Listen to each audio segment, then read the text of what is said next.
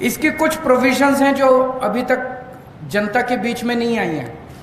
इन्होंने केवल supreme court के आदेश को ही खारिज नहीं किया, इसमें 3 और ऐसी प्रोविजंस इन लोगों ने डाली है जिससे दिल्ली सरकार लगभग खत्म हो जाती है।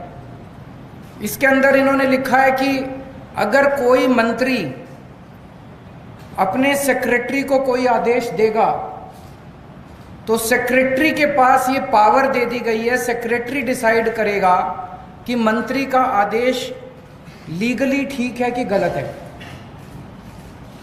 अगर सेक्रेटरी को लगता है कि मंत्री का आदेश लीगली ठीक नहीं है तो सेक्रेटरी मंत्री का आदेश मानने से इनकार कर सकता है। ये दुनिया के अंदर पहली बार हो रहा है कि सेक्रेटरी को मंत्री का बॉस बना दिया। आपको 2 उदाहरण देता हूं, अभी पिछले हफ्ते हुए हैं दिल्ली सरकार में। विजिलेंस सेक्रेटरी को सौरभ भारद्वाज जी ने आदेश दिया वर्क एलोकेशन ऑर्डर की ऐसे ऐसे होगा। विजिलेंस सेक्रेटरी ने अपने आप को अब एक दिल्ली सरकार के अंदर इंडिपेंडेंट अथॉरिटी डिक्लेयर कर दिया है।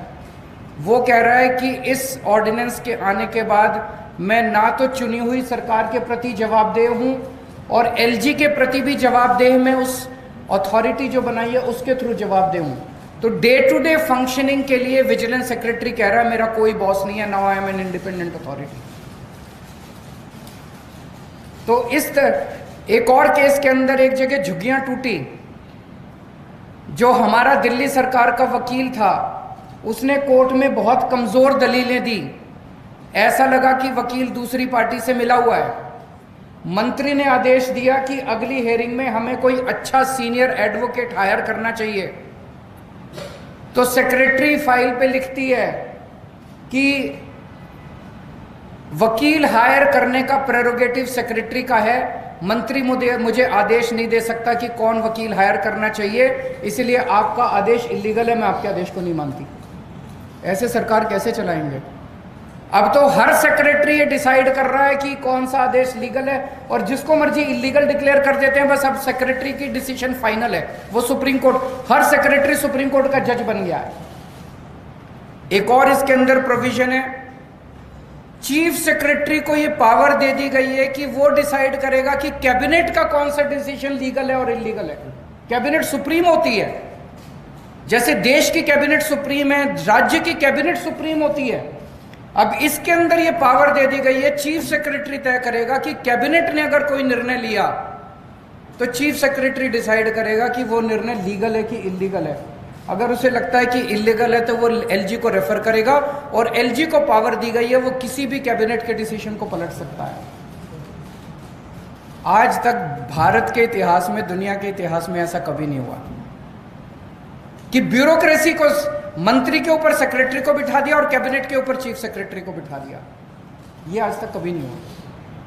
एक और इसके अंदर प्रोविजन है कि दिल्ली सरकार में जितने कमीशंस हैं, जितनी अथॉरिटीज हैं, स्टैट्यूटरी अथॉरिटीज हैं, जितनी बोर्ड्स हैं, उन सब का गठन अब केंद्र सरकार करेगी।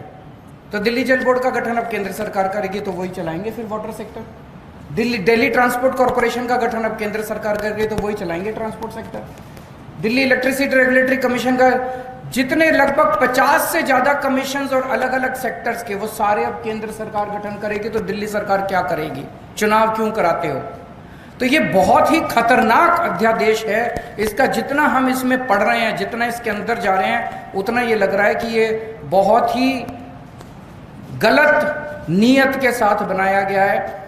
भारतीय जनता पार्टी को दिल्ली की जनता ने कई बार हराया है, बार बार हराया है, और इतनी बुरी तरह से हराया है।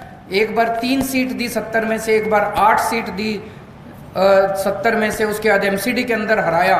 तो दिल्ली के चुनाव वो जीत नहीं सकते, तो बैकडोर के थ्रू वो दिल्ली को चलाना चाहते हैं। ये गलत है। जितनी भी पार्टियों ने सपोर्ट किया हमें, हम उन सब के शुक्रगुजार हैं। मुझे उम्मीद है कि सुप्रीम कोर्ट के अंदर भी हमें न्याय मिलेगा और राज्यसभा के अंदर भी जब ये बिल आएगा तो इस बिल को हराया जाएगा।